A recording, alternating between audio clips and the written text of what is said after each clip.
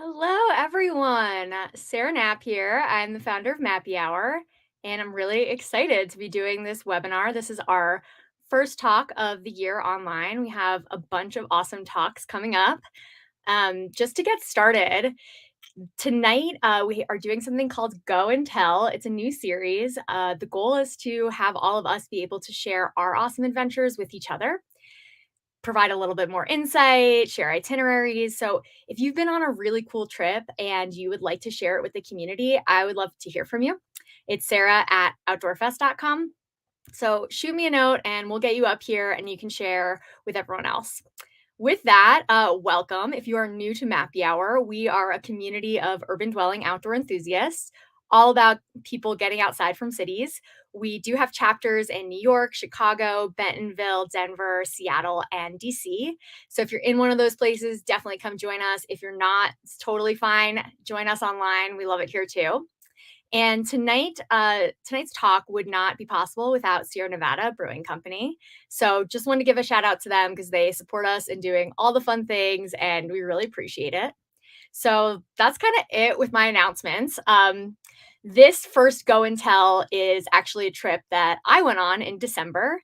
And so I'm really excited to introduce three of my fellow participants in the trip and share with all of you this amazing experience that we had. So to get started, we have Helena, Tyler, and Paulina with us tonight. And Hello. yeah, say hi, guys. Hello. Hello. All right. To get started, I want to do some like real world intros. So I already told everyone, Sarah from Mappy Hour. Tyler, I'll throw it over to you. Who are you in the real world? In the real world, I'm Mac. Also Tyler. Sorry. But I basically run a website called Halfway Anywhere that focuses on long distance hiking originally, and now just kind of whatever I'm doing. It can be bike packing, now river rafting. And that's pretty much all I do is go and do things and then sit in front of a computer and write about them. It's pretty cool. Awesome. Paulina? My name is Paulina, and I am a freelance adventure and lifestyle photographer, mostly with climbing and backpacking, and then sometimes I work as a software engineer as well. Perfect. Helena? Hello, my name's Helena. Very confusing when Paulina is also sharing the same talk. I'm out of Oakland, California, and I'm a physical therapist that went on this trip. Perfect. Okay, so now that everyone knows all of us very well, let's jump into exactly what this trip was. I think on the write-up, I just wrote like rafting down the Grand Canyon. So Tyler, I'm going to throw it to you. Like, what actually was this trip? So this trip was basically rafting the Grand Canyon, the Colorado River. I'm still unsure if people say rafting the Colorado or rafting the Grand Canyon. I think just rafting the Grand is. I'm very new to the river rafting community, which makes this trip very fun to me. But basically, every year there's a huge competition for permits to raft the Grand Canyon. I got lucky enough to get a permit on my first time ever applying, and yeah, we basically take boats from Lee's Ferry, which is kind of near Page, Arizona, like northeastern corner, and raft for like 280 miles through the Grand Canyon. That's what we did. Yeah. Great. Cool. Well, I think another part of this trip that was pretty unique is how we all got together, because most of us didn't know a lot of other people in the group. So Paulina, do you want to give everyone just kind of like the short of how we all ended up, all 16 of us ended up spending 29 days together? Yeah, there were 16 of us on the trip. Tyler is actually my partner, and he's in the other room. So I actually got to see a firsthand look at how the trip came together. A lot of it were people he knew from trips, like through hiking trips that he'd done before. And then I think half of the group were just like random people that we found online that, were just to fill spots, basically. Like a couple people, like 5 of the people or 4 of the people were just people that we needed to row, because then otherwise nobody would have been able to go on the trip. And then we just had a bunch of spots open after that. and I had posted a call on like my Instagram, and that's how Sarah, or now we call her Snap, ended up joining. Helena ended up joining, who I knew from before, and then we just had a couple random people who didn't know anyone at all. And for a trip of 16 people where there were a lot of internet strangers, really excited to say that nobody hated each other at the end of the trip. We're all like We mostly liked each other a lot. Yeah. We're still talking. Yeah. Yeah, I think, and I thought it was important to share that because I think sometimes, at least for me, I had heard about this trip from someone at Mappy Hour like 5 years ago. Shout out John, if you're watching tonight, and was like, I'll never be able to do this because I don't have river friends. And, this was a unique situation, but it did happen where we could be like, oh, this person I know from Instagram has this opportunity and I'm able to take it. So you don't necessarily need to have river friends to make this happen. So next questions for you, Helena. What were you expecting coming in as someone who is newer to the river life? So, as a very new person to river life, as in, I think this was the second technical river I had ever been on that like you need skills to get down safely. Um, and I think this is a reflection of my inexperience. Is I had no expectation because it's like I don't have a reference point. I'm not really sure what happens down at the Grand Canyon, and because I was a passenger, I also made a point that like, oh, I don't have any responsibilities, so I'm gonna be very serious and not look up anything. I was like, whatever happens, I will just enjoy it as it happens. I like didn't look up campsites, points of interest, watch YouTube videos, read any of the books. I was just like, take care of my basic needs, which in a winter trip is stay dry, stay warm, have entertainment, be comfortable, and taking care of those things, I should be able to handle anything that comes up, which luckily was the case. So like trip specifics, there were no expectations. I think the stuff that I was actually concerned about was just 16 people where most of us don't know each other.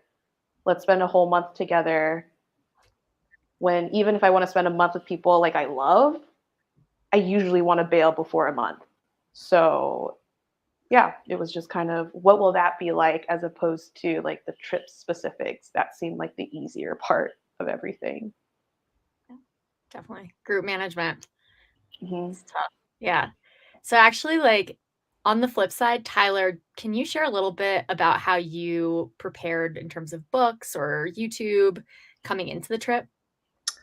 Oh God, so I had never been on a river trip ever. And then I got the permit and I was like, wow, this is much different from other things that I do because I'm not going to go do it by myself. I basically felt responsible for the other 15 people on the trip. And, I need to make sure all these people have a good time. And I really didn't know what to do to prepare. So I tried to do like everything. I took a course on how to row. I took a course on how to rescue people in the water. I bought, I think, every single book ever written about the Grand Canyon or hiking in the Grand Canyon or canyoneering in the Grand Canyon. I didn't do a lot of YouTube video watching because the rapids, like if you watch them on YouTube and you watch people do it right, you're like, oh, that looks easy. And then you watch people do it wrong and you're like, oh, that looks terrifying. I never want to do that.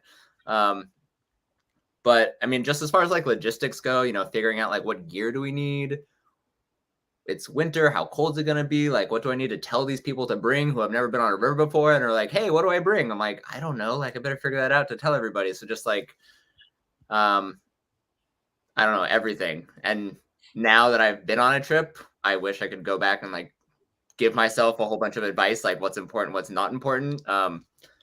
But yeah, like planning it, I was like, I'll never do this again. And now that I've planned it, I'm like, oh, doing it again would be really easy. So I don't know. Yeah. And shout out to Tyler or Mac, excuse me, for putting in all that work and like really researching stuff and making it a lot easier for all of us to figure it out because a lot of us were new to river trips as well.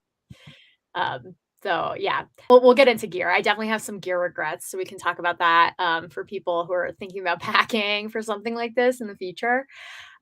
So I'm gonna kind of complete this section with just like what a normal day was like on the river, and then we're gonna jump into like logistics for the river, logistics for camp, and what winter was like. And along the way, if people have questions, feel free to put it in the chat. We're gonna cover a lot of stuff, so hopefully we'll answer it. But if we don't, we'll have Q&A at the end, so we'll be able to answer it then. So, okay, normal day. I would usually wake up at like 6 a.m., get up, like put all my stuff away from inside my tent, go to the bathroom, brush my teeth, that kind of stuff. Try to take as much of my tent down as possible before breakfast if I wasn't on breakfast crew, and then go eat some breakfast once the breakfast crew was ready to feed us. And we'll talk about crews in a little bit too, but go eat some food. After that, head back to my campsite, make sure everything was tidied up, put on my dry suit, or at least halfway put on my dry suit, and then try to go help wherever I could. So there's like a few different like random places, like breaking down the kitchen so the kitchen was ready to be put in the boats, or going to help the rowers who each had their own boat start tying things down, called rigging, to the boat, stuff like that. Just like kind of drift around, see who needed help, kind of thing, until everyone was ready to head out. And then, we head out on the water, and each day it really depends on which rapids we have. Some days were really chill and we would be floating for a lot of the day, and we had these inflatables, like stand-up paddle boards and like inflatable kayaks, and people could like get out and paddle in those. In days when there were bigger rapids, a lot of our time was spent pulling over to the side and then walking up to a viewpoint so we could see the rapid, and that's called scouting.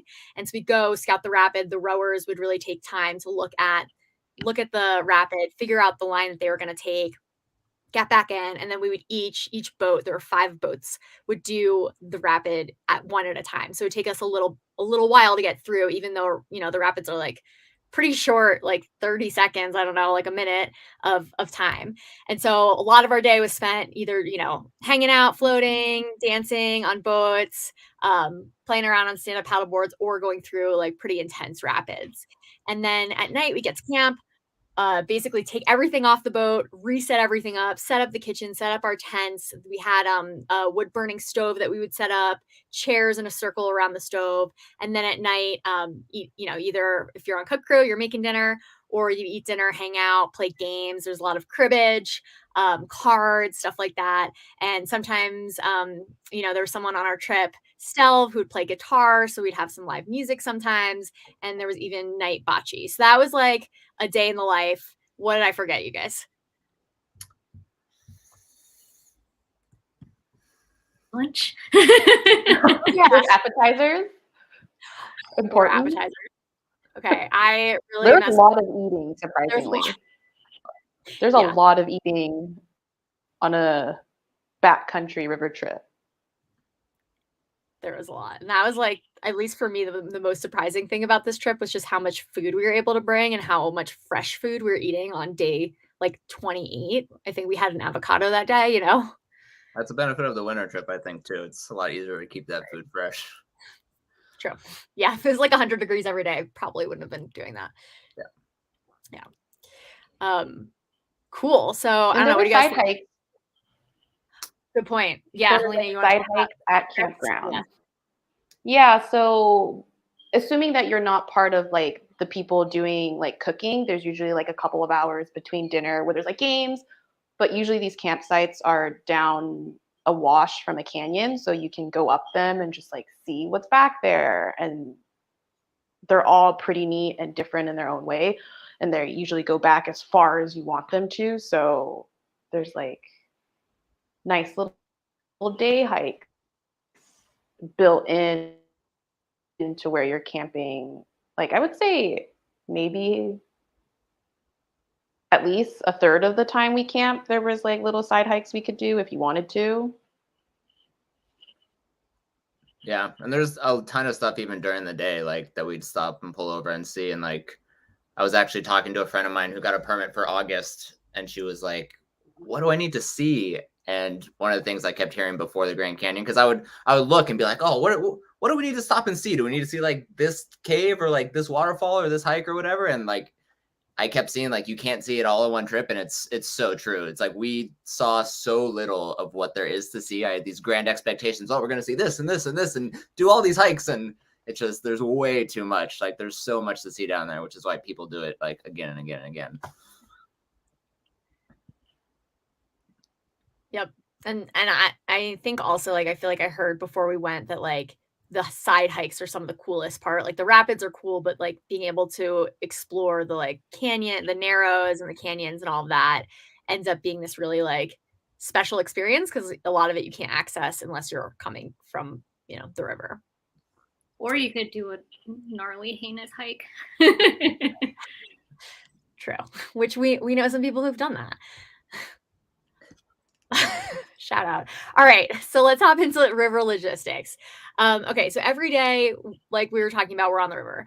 How, if someone's planning this trip, do they figure out daily mileage, when they should do what rapids, like what, and maybe Tyler, if you want to start this one off, like in terms of picking every day, which things to do, how did you start figuring that out? Yeah, so daily mileage was like one of the things I struggled with a lot beforehand because I just had no concept of how quickly we were going to be moving down the water. But I think it really just depends on when you're going and the amount of sunlight you have, because that's really the limiting factor. Like, rafting in the dark is like not a thing. So yeah, we ended up doing, I think around 13 miles ended up being our average. But like a 10-mile day or like a 8 or 9 mile day was kind of short. But we were on the water by 9:30 and then off the water by maybe like 3:34 every day. So that's what, like 10, 11, 12, like 7 hours on the water, including like stopping or whatever we did. I think like 18 miles or 21 miles was like our longest day that we did. But yeah, I mean, really the limiting factors are the daylight and the big rapids. Like, we never wanted to run a big rapid late in the day in case something happens. Like, we met a group that ended up having to unflip a raft in the dark, which is, not something you want to be doing even in the daylight. So yeah, I think we ended up moving like 2 to 3 miles an hour on average would be what it was. But yeah, I just started talking about how fast we were going and I forgot what else we were talking about. No, just daily mileage. And you were kind of talking about this before, like which stops to do. And I can kind of hop in. I think at least on our trip, the group was pretty open and people were looking at books or had heard of things. And so if someone had something that they were really excited about and wanted to see, we tried to make that happen. And, there's this place called the Little Colorado River where there's this like beautiful, like, I don't know, teal, what color is it? Like light blue river. Yeah, running in. And so that was a spot that I know people on the trip really want to stop and take pictures. And so like something like that builds into the day and know that, we're going to spend an hour at this spot. So we won't do as many miles, but, we'll have this awesome experience on this, like, side trip or whatever. And so that's kind of like, I guess, up to each group. All right. Anything else about river logistics you guys want to add? Also, if people have questions, type them in that chat and we'll ask. There was one thing. I think this was also specific to our trip and the time of year, but like there's issues between the national park system and then the local reservations. And that also dictated on certain parts of the trip where they've asked for you not to stop. And as good rafters and visitors, you shouldn't. And that can change year to year if they ever get on the same page regarding recreational use. But that was something that we also worked around like partway into our trip towards the end. Yeah. There's a long stretch where there are extra permits that you can get to be able to stop on, in specific areas on the river. So that's a great point. So if anyone's doing this trip, make sure you pay attention to that. And, the Park Service has a different opinion. I don't know if opinion's the right word. The Park Service will tell you something different than what the local tribes believe about their land. And so I encourage everyone to look up what each tribe is sharing about where their land extends to and respecting that. So with that, I'm going to just like transition a little bit into camps because that's really where you stop, right? And get off the river. So I'll throw that over to Paulina.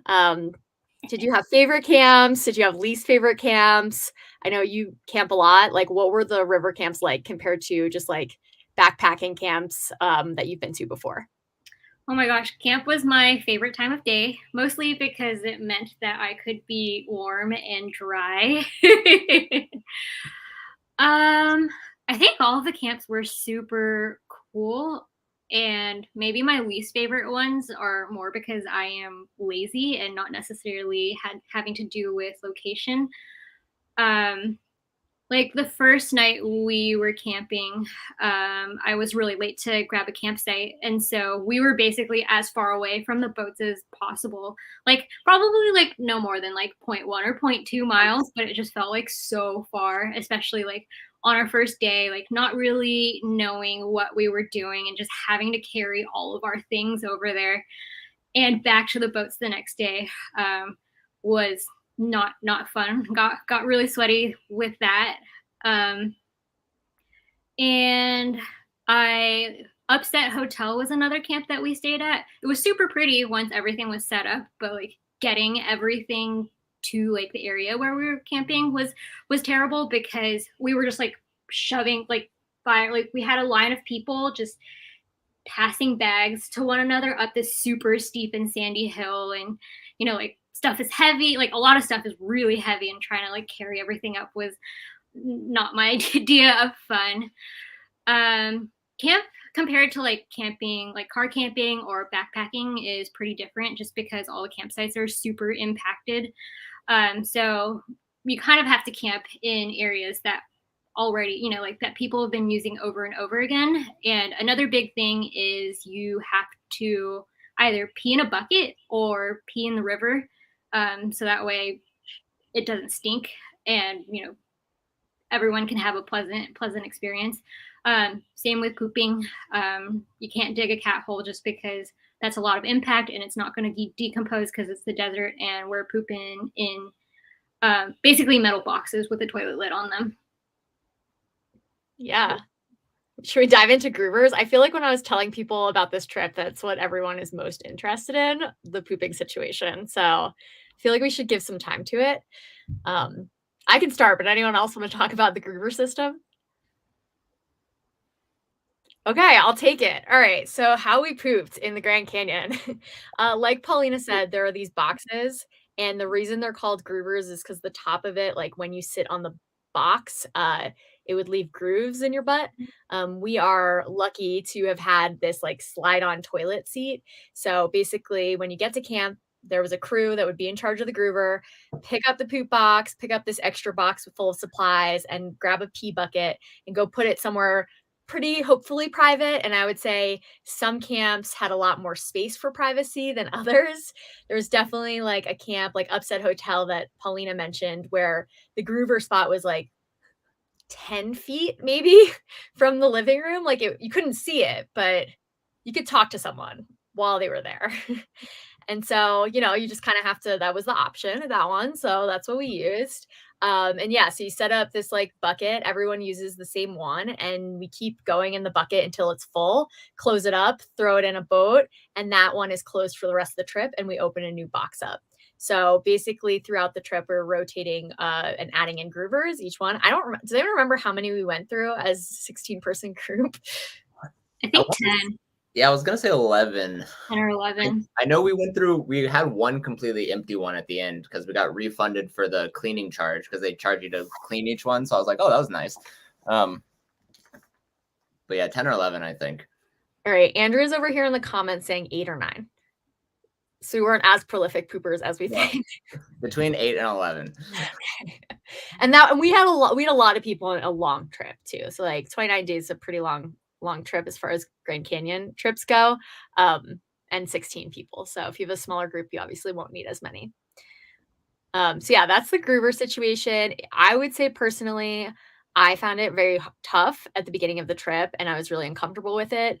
And then as the trip went on, it kind of just became necessary to use it. So I just had to get used to it. And I think, for people who are maybe not as comfortable, like going to the bathroom outside, be emotionally prepared for it. But like digging a cat hole or like going in an outhouse, like you do get used to it, and it ends up not being the biggest deal in the world.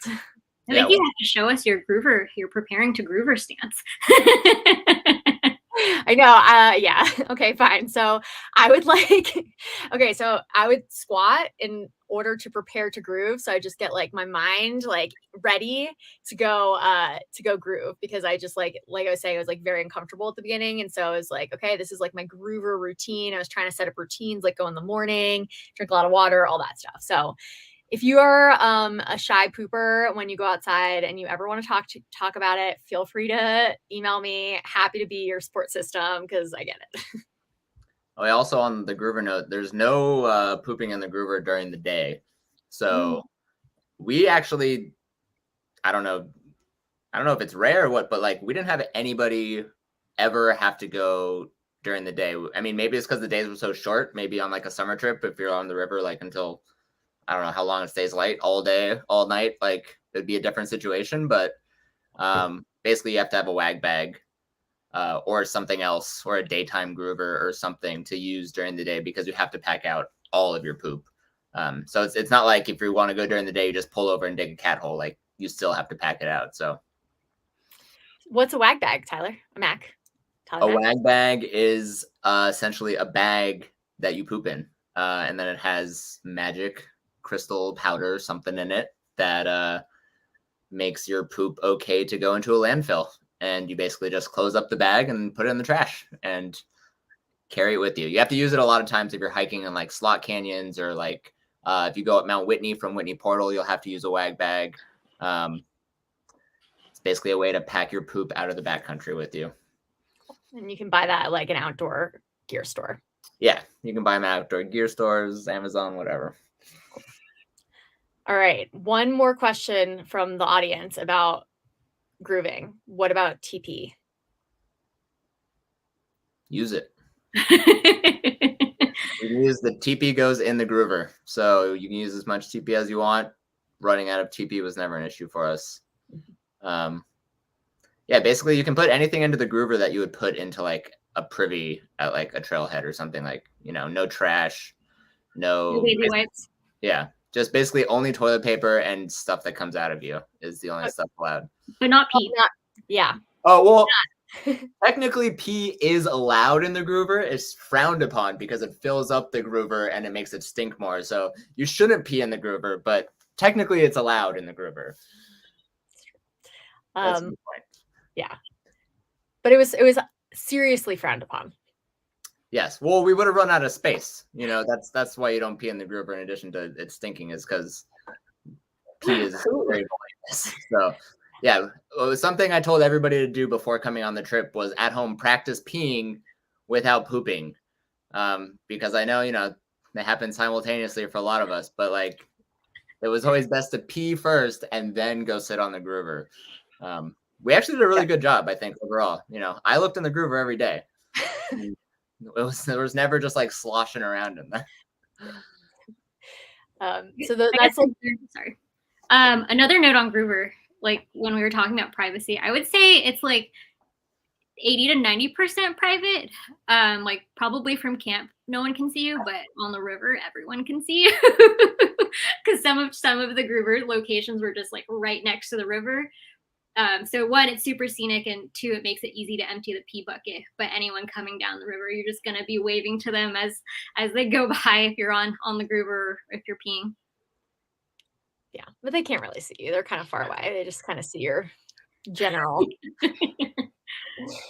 Okay, perfect. So to close this part, we have from Serena in the comments, who has been down the Colorado 25 times. We always say that you have to give privacy to other people. And one of my favorite sayings is, if you're peeing and someone's watching, you're not the one with the problem. So leave this part with that. Okay, so the last part of the not the last part, but the next part of logistics that I think, at least like when I've been sharing, that people have a ton of questions about, is food. So we were talking about how we were eating fresh food at the end. I know a lot of people who backpack eat things that are really light and dehydrated and just maximum calories. and we were eating like shepherd's pie and lasagna. So I guess, Helena, do you want to start with just like what kind of food were we eating? What were the meals like? Breakfast, lunch, dinner, examples, stuff like that, to give everyone kind of like a picture of what our amazing, and appetizers, of course, snacks, all of that.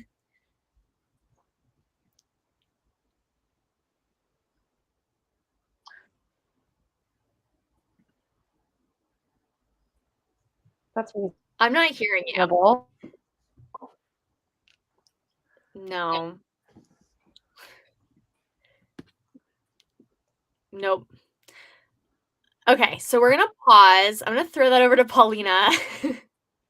Ooh, food. Yeah. I think I'm second most qualified to talk about this behind Helena. Food on the river was super luxurious. I think a lot of people commented that they ate better on the river than they do at home, because we had 3 meals per day, breakfast, lunch, dinner, and also a ton of snacks, which we actually didn't break into that much. So breakfast could really be anything, like oatmeal was one, sometimes eggs and bacon. We had a lot of English muffins, for some reason, and also not enough to like kind of feed the whole group, but that kind of became a running joke later. Lunch usually was some sort of like deli spread, so like sandwiches, sandwich things like lunch meat. Sometimes we had like fun little charcuterie things with like, I don't know, like smoked oysters and mussels maybe. And dinner was always pretty elaborate. Every single dinner had appetizers, usually cheese of some sort, or chips and salsa, something to keep people from being too hangry. And every meal had every dinner had so much protein. Like we had big old steaks, like pork chops, a lot of meat, usually some sort of salad, and maybe like another little side. And every so often, we would also have dessert, like s'mores, or something like a cake cooked in the Dutch oven for, say, maybe Taylor Swift's birthday. Yeah. Perfect. And Helena, checking back in with you. How's that mic going? Yes. So meals plus snacks and then an appetizer before dinner. And so we get all the. You're not hearing me at all? We are. We can hear you. Okay. Well, let's see. Skip me. Go to someone else. Okay. All right. I was going to say, I think it's important to say about the food, we did not prepare any of this for ourselves. So there's basically a handful of outfitters that you can get to not plan your trip, but provide all of the gear that you need, at least communal gear for the most part. Like for the place that we rented our boats from, our kitchen setup from, all of that, we also had them do our food pack. So they packed all the food ahead of time for us for 16 people for 29 days. And every day we had a menu to follow.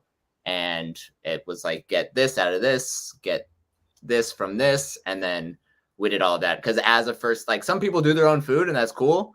But I felt so overwhelmed with all the other things that I had to do. Like trying to imagine planning food. Like I can't even plan food for like myself for 7 days on a backpacking trip. So it's like 16 people for 29 days on a river. I was like, no chance. So we paid them to do all of that for us. And I think that's, I don't know. I'm not going to say most people, but it's definitely not uncommon to do that. Like a lot of people do that.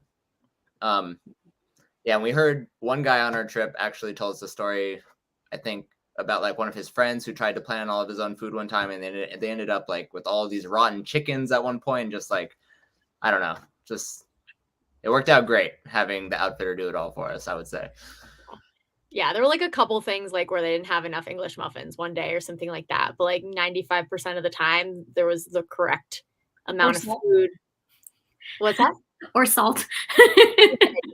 They did forget to give us salt, which we can maybe tell that story if we have time at the end, because that is a good one. We have a lot of questions about food. So To start, there's a few questions about like, what if people didn't like the food and why so much meat? So does someone want to speak to just like the dietary preferences, or I can too? And like if you actually liked the food and what to do if you didn't like the food. Well, I can say a little bit about this from a behind the scenes standpoint. So everybody on the trip filled out a food preferences survey at the beginning of the trip, where you basically gave any dietary restrictions you had. We had 2 vegetarians on the trip. We had a gluten-free person on the trip. We had some allergies on the trip. And the outfitter takes all of that into account when they're doing your food pack. So, whenever we had breakfast sausage or something meat for dinner, there was always a veg option.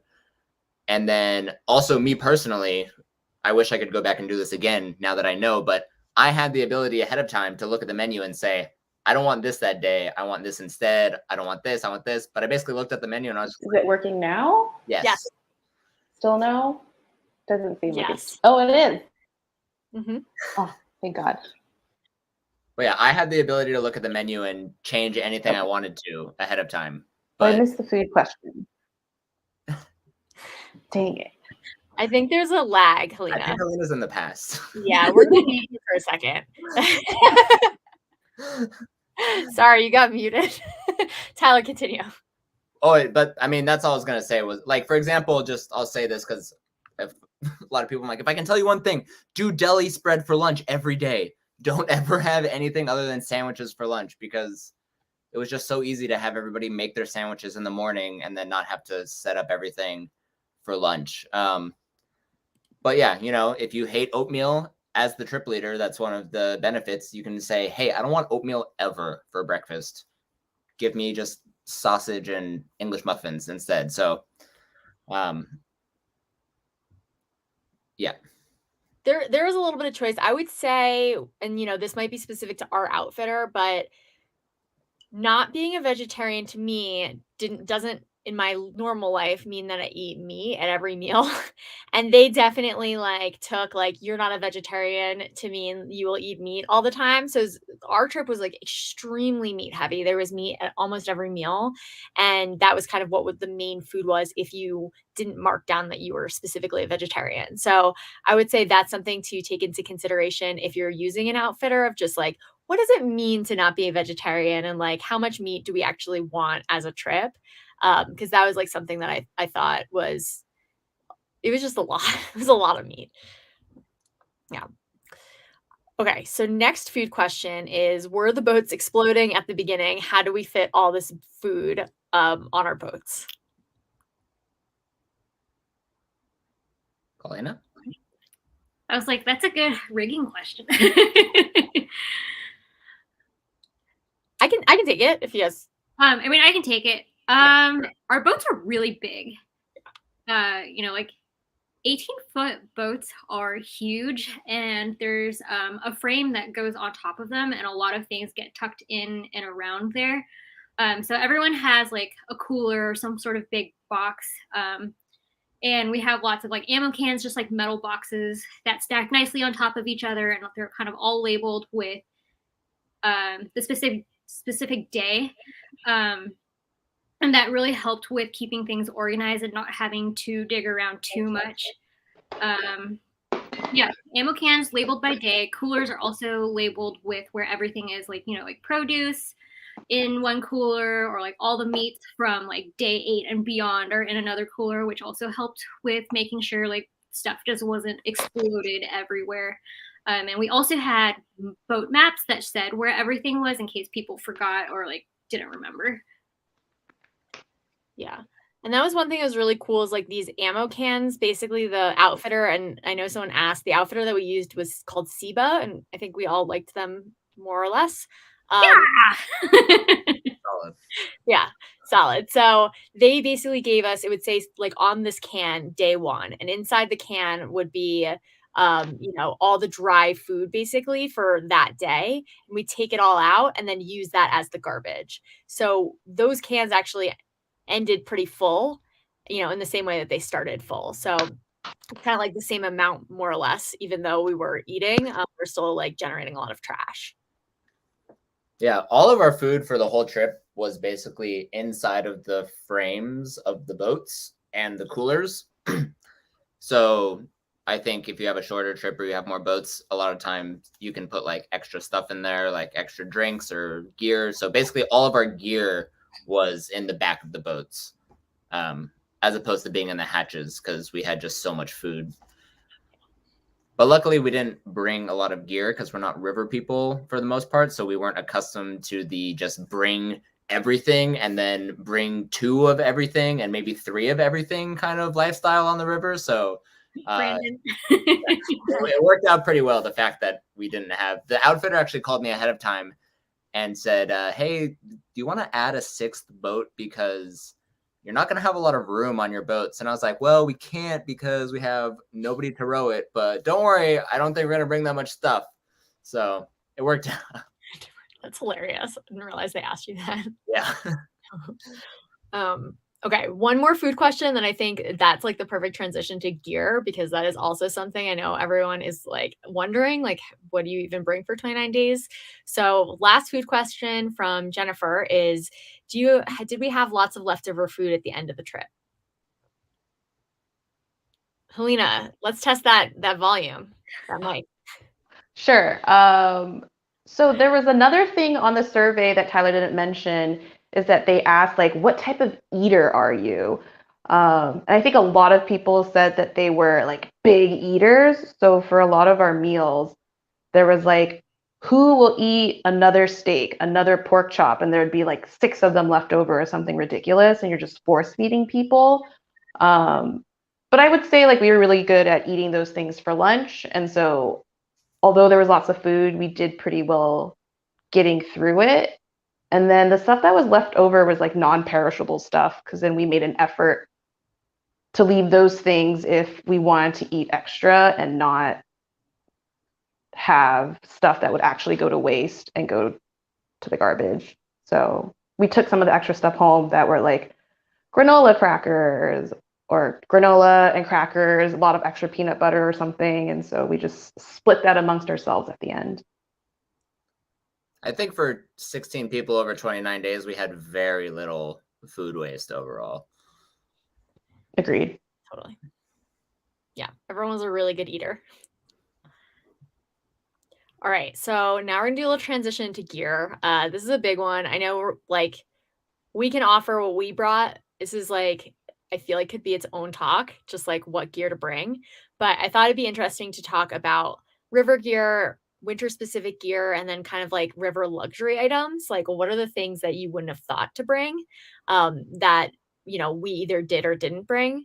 So just to get started, like let's like assume people kind of like know backpacking gear and stuff like that. What was the biggest difference between what we were packing for the river and like what you might pack gear wise for a backpacking trip? I'll just say quick before anybody else says anything. The biggest difference to me was weight has no bearing at all on what you bring. It does not matter if you bring the heaviest things you own. Like it doesn't matter. Weight is not important at all. Except when you're unloading and loading everything into the boat. Yeah, a lot of people brought bowling balls. Right. Well, I will use an I statement here. I packed a really big, so we had dry bags. I packed a 140-liter dry bag full of stuff because I was like, weight doesn't matter. But what I didn't realize is how hard it would be to like lift this huge ass bag in and out of the boat every day. So weight doesn't matter in terms of like once it's in the boat, but it does matter in terms of loading and unloading things into the boat and carrying it to your campsite. Yeah, lessons learned. So winter stuff. What did we have to bring specific to winter? Or do you wish you had brought specific to winter? I guess specific things, dry suits. I think I would have been very dead without a dry suit. Well, I guess everyone would have probably been very cold and maybe dead, but it helps keep you dry and warm-ish.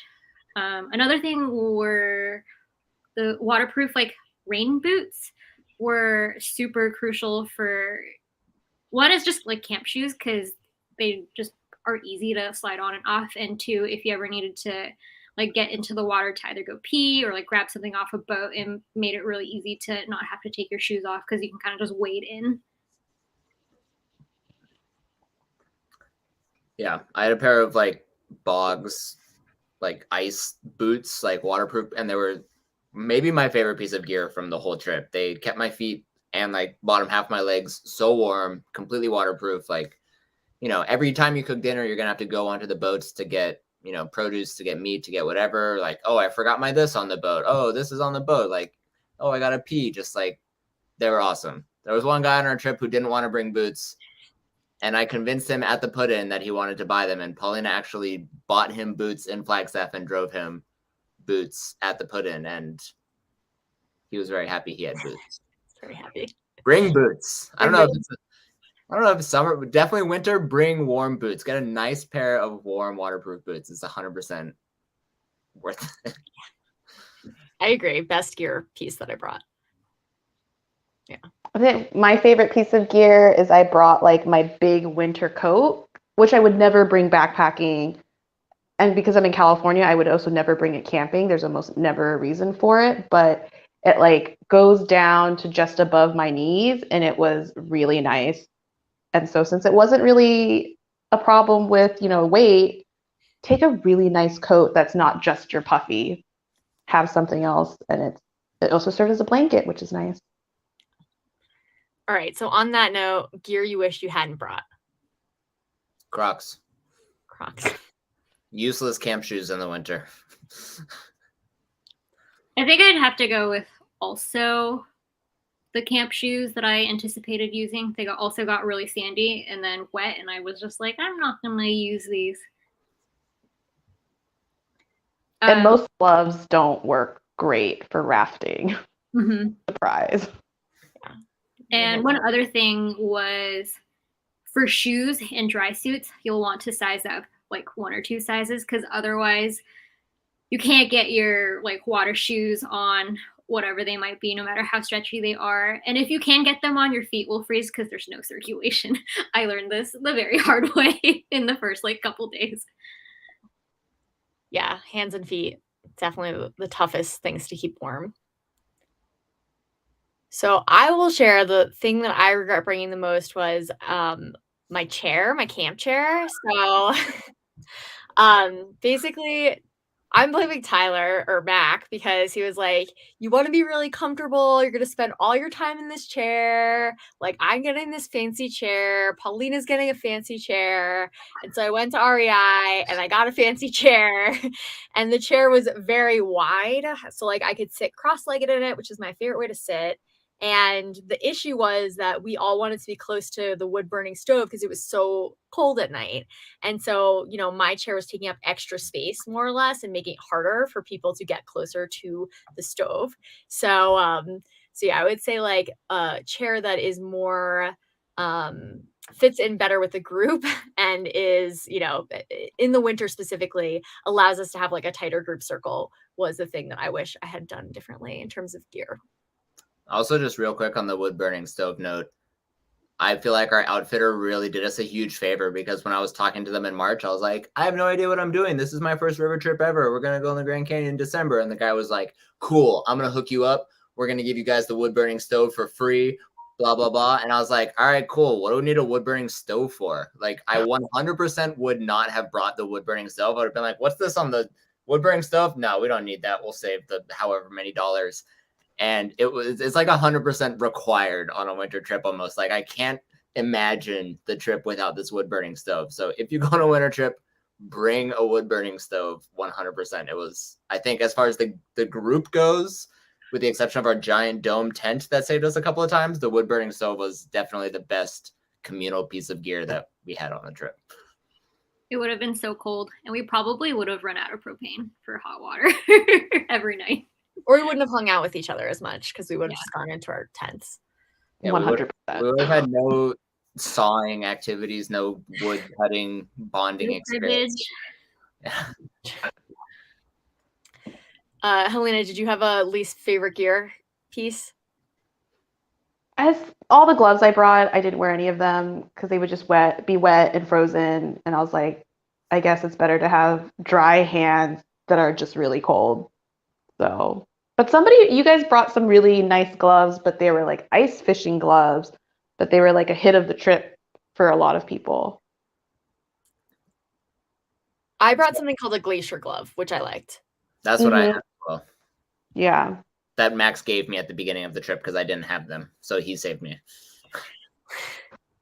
But we're saving the future people. Exactly. Glacier gloves. Wearing Glacier gloves. They're great. I think they're really cheap too. They're like 20, 25 bucks or something. They're not expensive. Yeah. Cool. Okay, so we're like 10 minutes to the hour and we're going to wrap in 10 minutes. So if you have a question, now is your time to ask that question so that we can answer it. We do have a question from Cassandra who is asking about the pricing for food and gear rental. So Mac, are you comfortable taking that one of just like how much does it cost for, and again, I should also say like 29 days is very long. Most people do not spend 29 days doing this trip. We as a group wanted to spend as much time there as we could, but you can do it a lot faster. So the price point would obviously be lower with, less days, less food and all that. So Tyler or Mac, sorry, how much did, I don't know your name. Yeah, so the 29 days thing, because basically the way our outfitter worked, and I think the quotes I got from a lot of the outfitters worked in a very similar way, is they have the base price for the item and then the number of days that you're doing your trip for, and then that's the total for that item. So, if you're going on a 29-day versus a 21-day trip, then you're paying, 8 days more for that one item. And that includes the rafts, that includes like everything in the kitchen, that it's like everything. So it does get a lot more expensive for a longer trip. Like the trip I was invited on in August this year, I think I was told the total price for the whole trip, I think it was going to be a 17 or 18-day trip, but it was going to be like $800 for me if I went. And our trip, I think, worked out to be, I think everybody ended up paying like $1,700, somewhere in that range. But yeah, really, the length of the trip is the big one. And then that's also $1,700 just to the outfitter, and for all the communal gear, because there were some things I put together on my own instead of renting from the outfitter, like all the first aid kits, for example. But that's before any personal gear that you have to get for the trip. So, I'd say anywhere between like $1,000 and $2,000, depending on the length of your trip and how much gear you need to rent, how much gear you need to buy. Like, and then there's also like meal plans that cost more. Like we could have done dehydrated meals for the whole trip, which I guess would have been nice because like, we wouldn't have to do much in the kitchen, but they would have charged us like a premium for those. But I mean, it really is a range. But I mean, I would definitely say it's not a place you want to try to really cut costs. Like don't get cheap gear, like get nice gear, especially if you're on a 29-day trip, because it's worth it. It's worth being comfortable for that long. Yeah, not having everything break. Yeah. Going off of that, it seems like a lot of money, but you also have to remember that you're on the river for 29 days, so you're not spending money like in society like you maybe normally would. Like I got back and I was just like, oh, all my credit card bills are like less than $10 because I just wasn't here. So that kind of helps there. And if you compare it to a commercial trip, in the summer you're going for like maybe 14 to 18 days and they start at like $6,000 or $7,000 already. Yeah. So that's actually like a perfect transition because permits are open right now. I can start this off with the difference between the language that we're using. Commercial trip is where you hire guides. They bring all of the gear. There is someone who is rowing the boat for you, someone who is cooking all your food for you, all of that stuff. The private trip means that an individual gets a permit and you go with them on their trip, and there can be up to 16 people on this permit. And so you take care of all the logistics, whether that means hiring, someone to prep the food, or bring your own food, whatever that may be. You're kind of in charge of your own trip, but you do have to get this permit. So permit process is open right now. Would love to hear, Tyler, again, I think this one's for you. What was it like going through Helena? Paulina? Okay, so just so everyone knows, his name is Tyler, but his real name is Mac.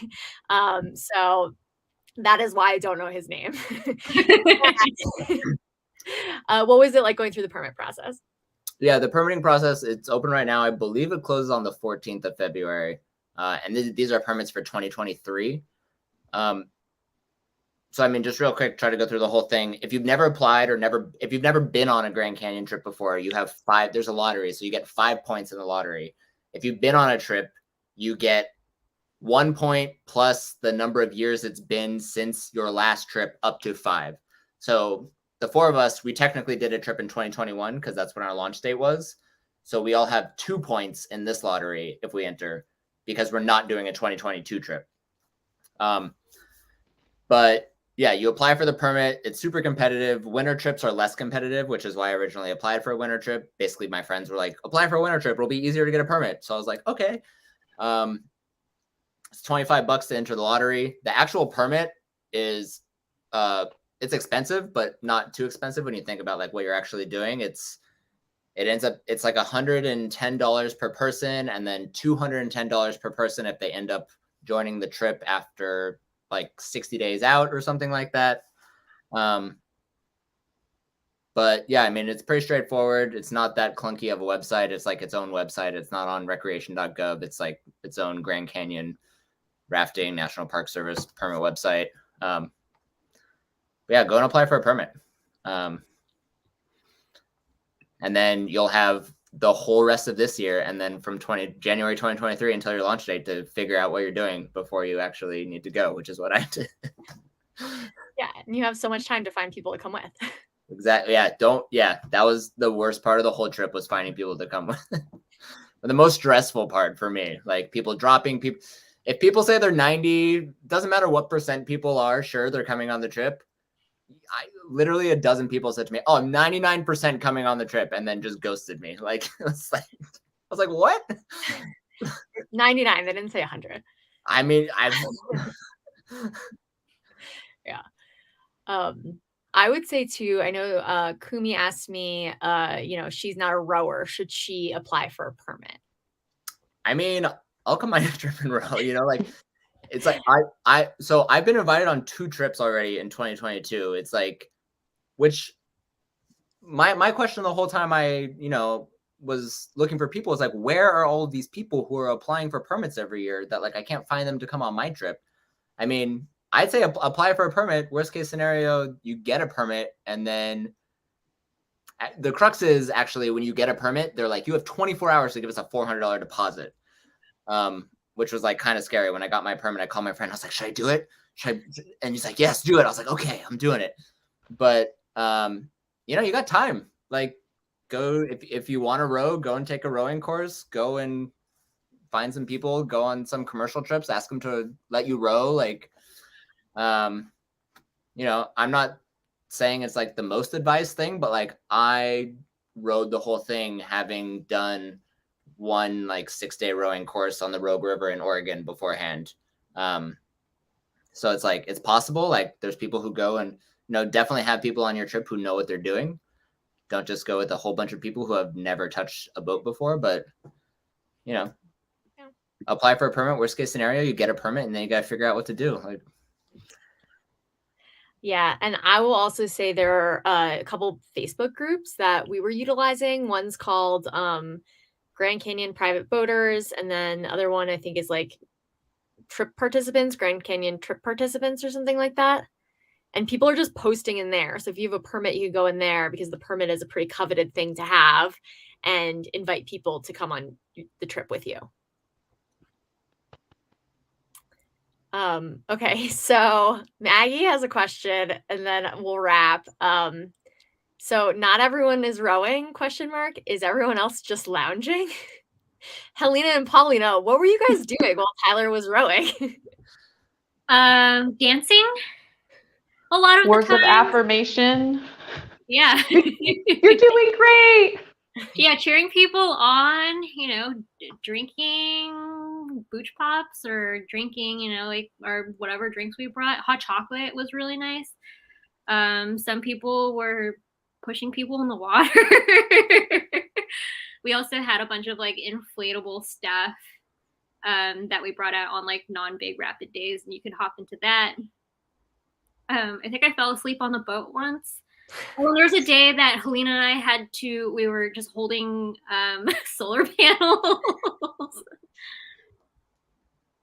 And then there are opportunities like when the water's flatter or if you're comfortable rowing the easier rapids, if the captain obliges, you can get on the oars and give them a break. So you can row, but it's nice to not have the responsibility if you don't know how to row, which is me. Yeah, something I learned very quickly is rowing is not the same as paddling. The paddle boats, which a lot of people envision, where everybody's got a paddle and they're all paddling, that's not what we were doing. It was one person with big oars in the middle of the boat, two people chilling up front. And yeah, like 95% of the Grand Canyon is just like boring, not boring, but just flat water. So it's just like you're basically just chilling on the boat, and very little of it is actually rapids. So anybody can just get on the oars and row. People actually ended up wanting to row a lot more because that's what kept you warm a lot of times during the day, as opposed to just sitting there on the boat because there's very little sunlight. So, and a bunch of people on our trip came with no rowing experience and were rowing very well by the end of the trip, just from practicing during the trip. Yeah. Cool. Awesome. Okay, so I know people have more questions, but in respect to everyone's time and all of that jazz, we're gonna wrap. So now's a great time for us all to go around. Where can people find you and ask you even more questions and invite you to come row their trip? Tyler, Mac, why don't you start? So I'm on Instagram at halfway anywhere. That's also the name of my blog. All the channels. I always get back to everybody, so if you got questions, let me know. I might be going on a trip in May, so I might already be taken for this year, but 100% down to give people advice, hear people's questions. One of the things I'm going to do now is write a whole bunch of posts basically trying to address my former self and answer all the questions I had before this trip. So I'm all about helping people who want to do this, especially if you have no experience at all. I'll blow up all the great campsites and side hikes. For everyone. There's Poncho's Kitchen. It's the best campsite. Go there. You heard it here first, folks. I'm also dropping links in the chat for everyone's Instagram. Paulina, where can people find you? Yeah, best place to find me is on Instagram at Paulina Dao. Also,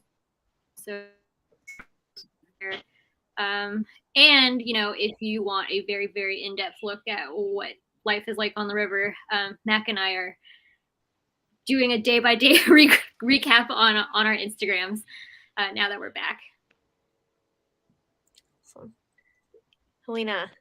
And then I'm also on Instagram. I'm not doing a day-by-day recap, but I highly recommend if you're curious as to what things look like and have specific questions, do really check out Mac or Paulina's highlights, especially because those this is our groover, and you can actually see pictures of it, and Paulina will explain it to you. You can see what some of the rapids look like from Mac's GoPro video, and yeah, it's definitely check it out because it will give you a much better visual than just there's a river and water and it's really big and scary, but it's how big? Check out the videos and the pictures. Scarier than it looks in the videos. That's just one. That's how I felt. I was looking at the pictures. I was like, these rapids look kind of lame. Yeah. It's like surfing. You watch people surfing from the shore and you're like, those waves don't look big. And then you get out in the water and you're like, oh man, these are big. Perfect. Okay. Well, with that, I want to thank the three of you for spending time with all of us and sharing all your knowledge and just hanging out with me and being my friend. We're going to log off and, hopefully see everyone at the next Go and Tell.